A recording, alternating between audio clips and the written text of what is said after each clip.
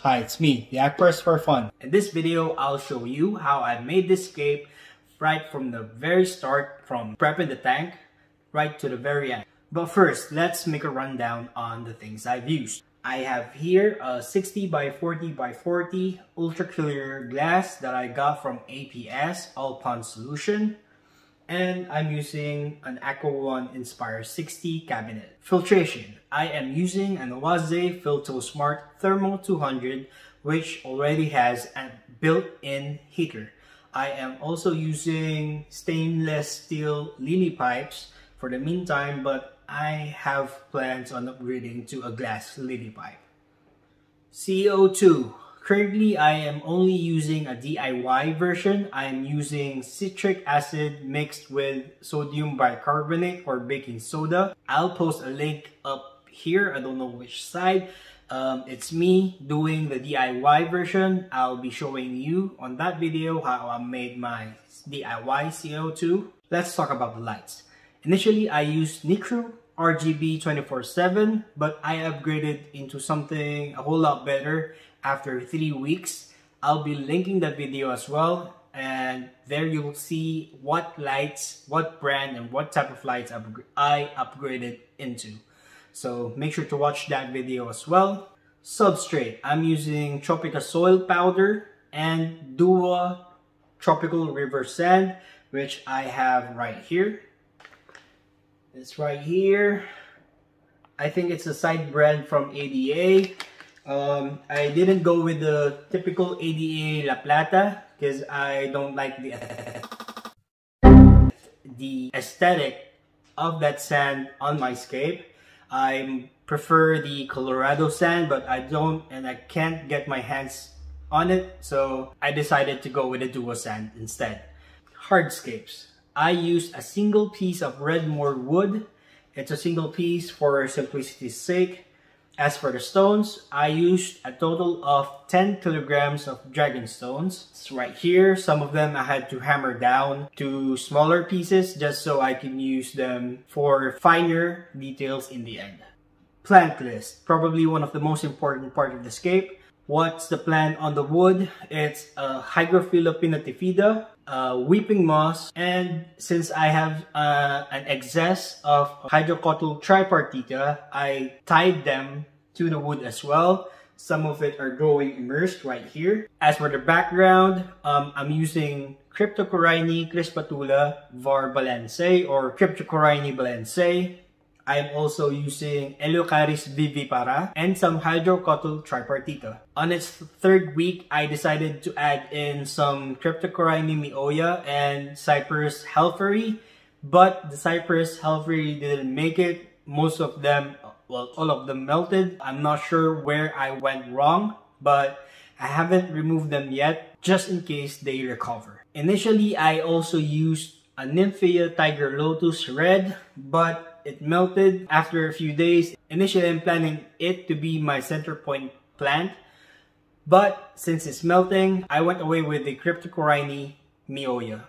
Right underneath the wood is a Microsorum pteropus Trident or Trident fern. I've also added in Microsorum minor. It's a very small version of the Java fern, about this big. As for the rhizomatous plants, I'm using Bucephalandra wavy green and Bucephalandra species red, here and there with a few spots wherein you can see Anubias nana petite. I've also attached some creeping moss right here and right here. Two of my creeping moss are still attached to their original mesh just to see how they will grow out, and hopefully they grow out well. Now that I've listed most of the things that I'm using or that I've used, let me show you the entire creation process right now.